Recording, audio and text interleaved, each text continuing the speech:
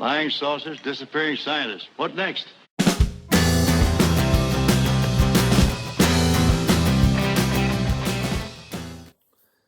Hello everyone, welcome back to the channel. Welcome to the channel if this is your first time.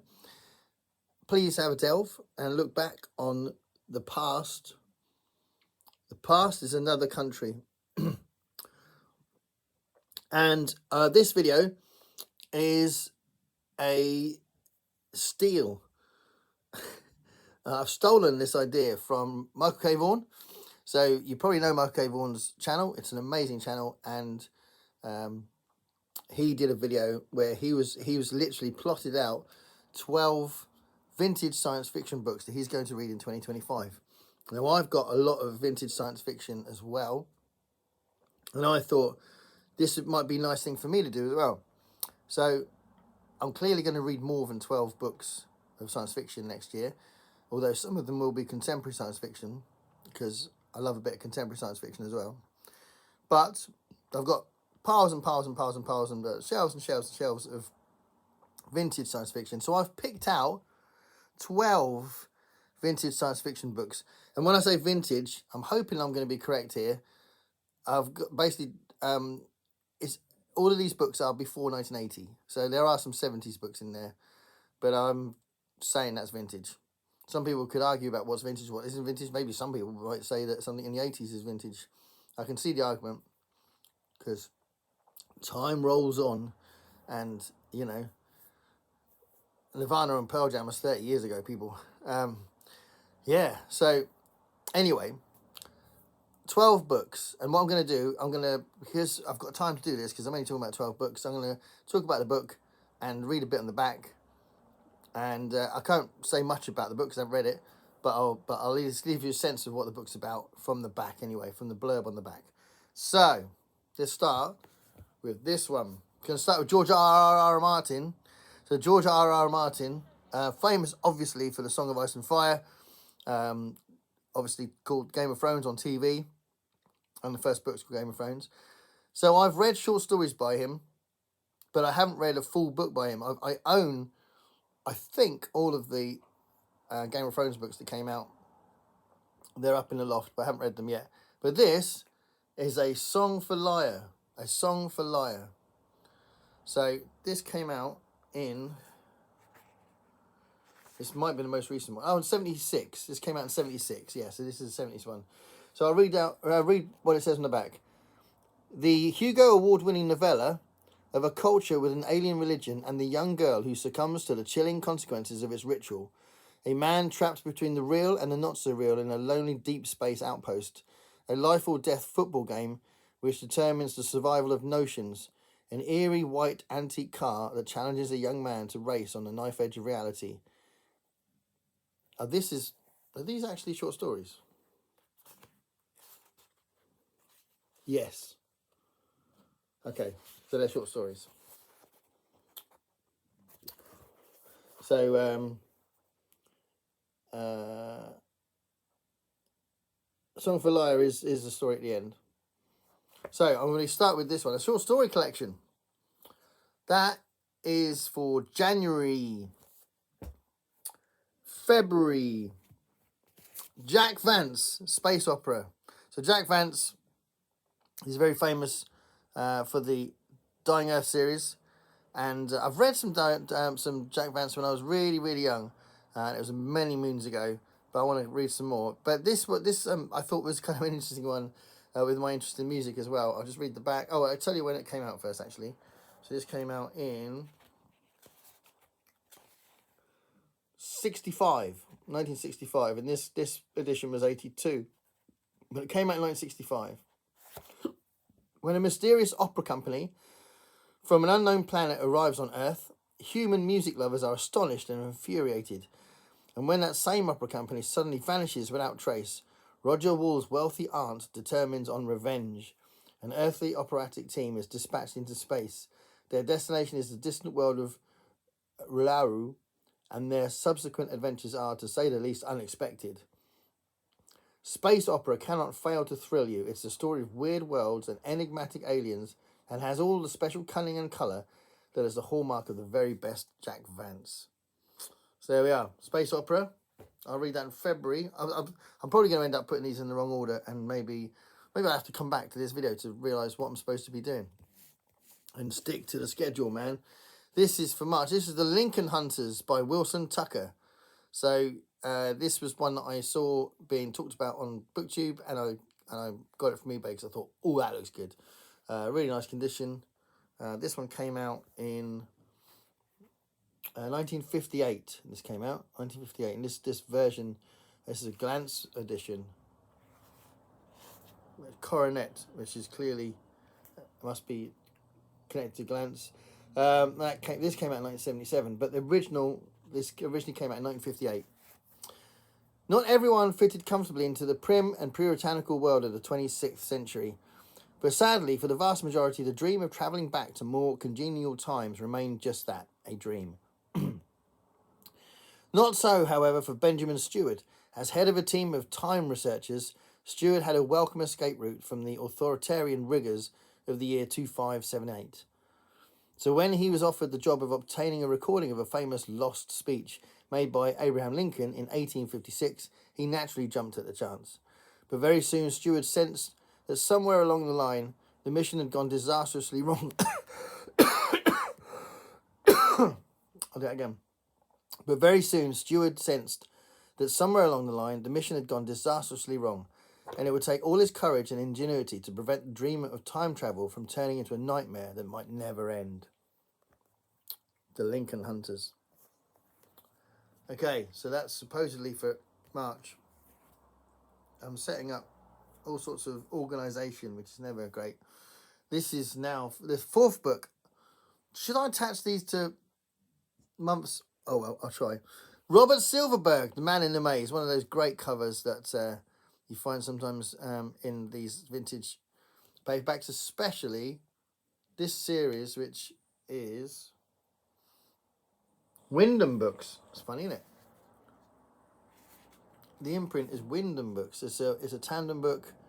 Howard and Wyndham Company. The UK edition. So this is originally from 1969. That's the original story. The Man in the Maze. Robert Silverberg.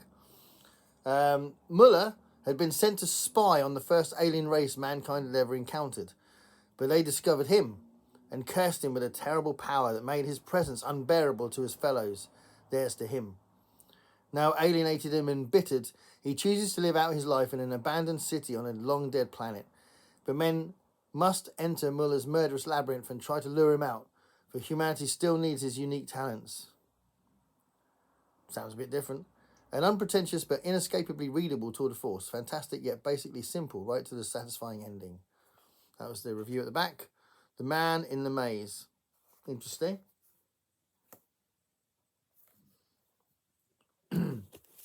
Okay, this is called Future for Sale by Richard Saxon. Future for Sale. This came out in 1963. Can a man be sent into the future, he persisted, or, and his voice fell almost to a whisper, into the past? The question was being asked of an obscure young Cambridge science don who had just demonstrated that such a phenomenon was possible with a small animal. In this new novel, Richard Saxon shows once more that he's one of the most able writers in his field today.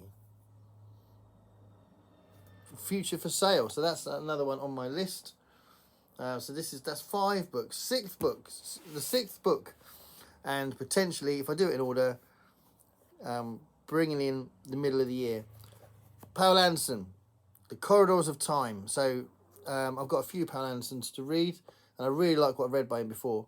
So this came out in 1966.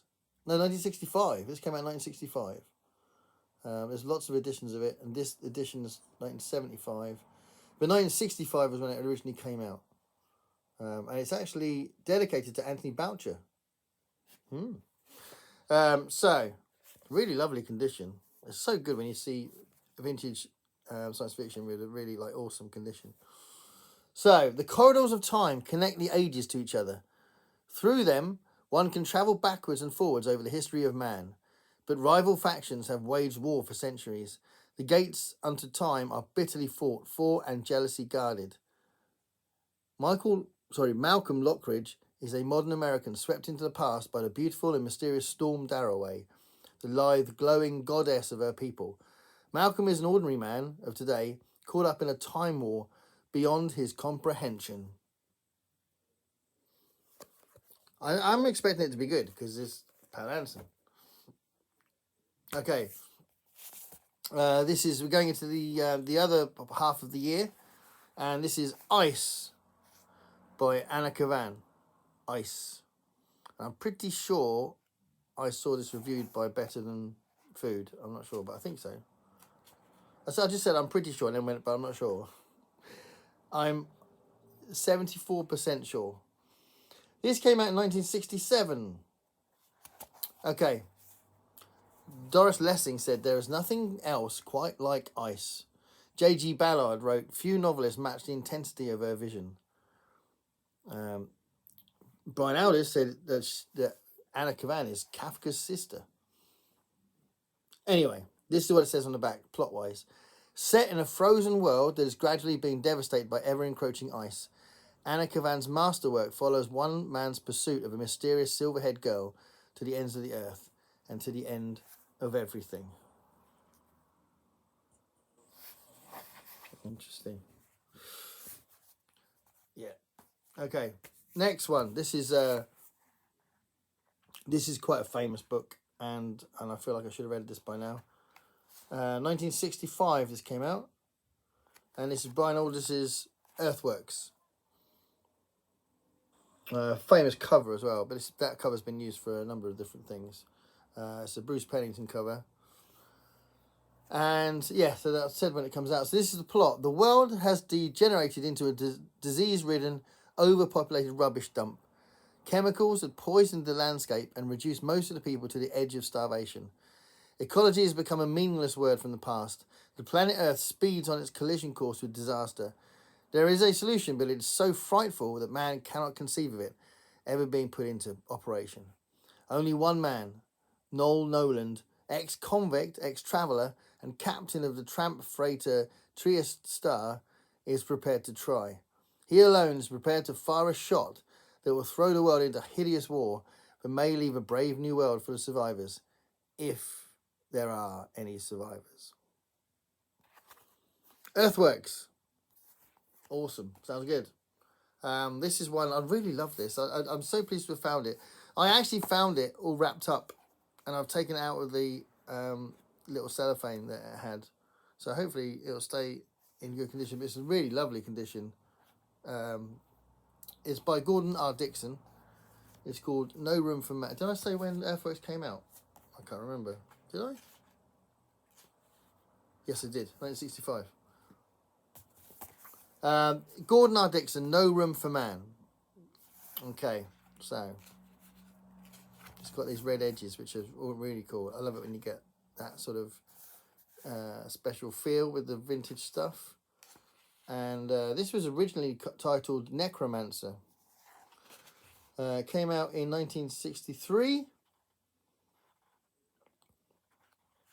And Judgment Day. Whoop, whoop. The machine that controlled all life wouldn't tolerate any interference. People who refused to be regulated had to be disposed of, isolated, driven insane, murdered. A small group of men had dedicated themselves to fighting this Frankenstein of man's technological achievement. Secretly, they laid plans to destroy the machine and all its works, including the millions of people who had accepted their robot-like existence. Either way, the human race was doomed. No Room for Man. Gordon R. Dixon. Right, 3 left. So if I do it in this order, these are the 3 I'll be finishing with. So I've put this up so many times, but I haven't read it yet. See, this is why doing it in this order, it might not happen like that. I might just pick this one first. I don't know. Eric Frank Russell, Wasp. This came out in 1958. Terran invasion. One small wasp in the right place at the right time can slay 4 comparative giants. And somewhere on the 94th planet of the Syrian Empire was James Mowry, the human wasp who had come to destroy from within.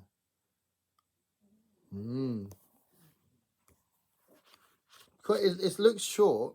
I mean, it is short, but it's very small writing. So, if it was printed like today's books, it'd probably be more like 200 pages. But it's 140 pages. Wasp, Eric Frank Russell. Okay. I'm a big fan of Theodore Sturgeon, and I've got one here that I haven't read. And this comes from 1960. And this is Venus plus X. Another fantastic cover. Look at that cover. Amazing. Venus plus X. So, he was a stranger in the strangest new world ever. He awoke to terror. He was in a silver cell, and all he could remember was his name, Charlie Johns. Later, they told him he was in Ledham, a country where the people were wise and gentle and kind. They tried to help Charlie Johns, but they were strange. He could see it in many ways. Their clothes, their overdeveloped pectoral muscles, the odd silky sporrans they all wore. But it wasn't until he noticed two of their men pregnant that he realised just how alien a land Ledham was. Venus plus X is a landmark in modern science fiction, one of Theodore Sturgeon's boldest, most imaginative masterworks, and it will grip the reader in its astounding spell long after the last page has been turned. Venus plus X. I usually just like the way he writes, his tone. I usually really like that. Okay, so I'm ending with the Strugatsky brothers. Yay! So obviously most famous Roadside Picnic, which is amazing. This goes back to 1964. And this is Monday Starts on Saturday. This is, I think this is an Uprising book. Let's have a look. When young programmer Alexander Ivanovich Privalov picks up two hitchhikers while driving in Karelia, he's drawn into the mysterious world of the Scientific Research Institute of Sorcery and Wizardry, where research into magic is serious business, and where science, sorcery, and socialism meet, can chaos be far behind? There we go. So, Monday Starts on Saturday by the Strugatsky brothers. So those are the 12 books that I will be reading at least in 2025. There's loads of others that I'll be reading, and there's lots of contemporary science fiction I'll be reading as well as clearly I'll be involved in Garb August and June on the Range and Horror Mayhem. Those are the 3 events I'll be doing. Plus, as I've said before, I'm always going to be reading fantasy in February because I want that to be my permanent nod to Scott. Please make a comment below if you know any of those books or you know the authors. I'd love to know what you think of those selections. There's tons more I could have picked, but I picked those because these come up a lot when I'm looking through them, and I feel like, yeah, these are 12 of some of the ones that I want to read the most. And I look forward to getting through those in 2025. Thanks a lot for watching, everybody. Stay curious.